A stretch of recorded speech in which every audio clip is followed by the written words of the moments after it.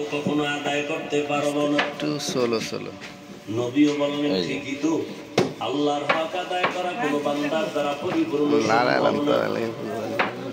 নবীও টেনশনে পড়ে গেলেন, পেরেশান।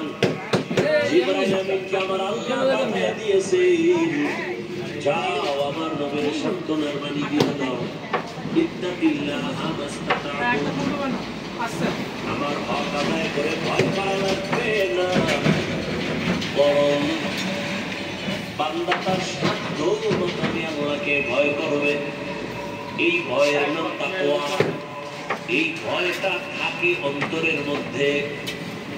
যার মধ্যে ভয় আছে তার নাম হলো মুত্তাকিন।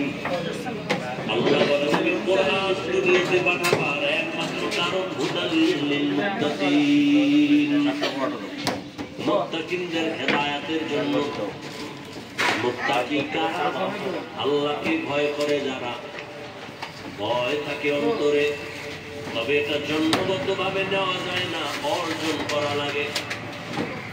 কিন্তু আশ্চর্য, এই ময়দানে যদি আমি আপনাদের জিজ্ঞাসা করি আল্লাহকে ভয় করে, এই প্রশ্ন করলে সবাই কোনো হাত উঠাবে। অনেক চালাকেরা দুই পা উঠায় বলবে চার পায়ে আল্লাহরে ভয় করি।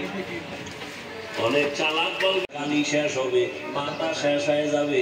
ও আল্লাহর বান্দা, আল্লাহর বরাদ্দ শেষ করা যাবে না। আল্লাহ কত বড়, সীমাহীন আমার আল্লাহ বড়। এক কথায় জানাই দিলাম, আল্লাহু আকবার। আল্লাহ সবার থেকে ভাই একটু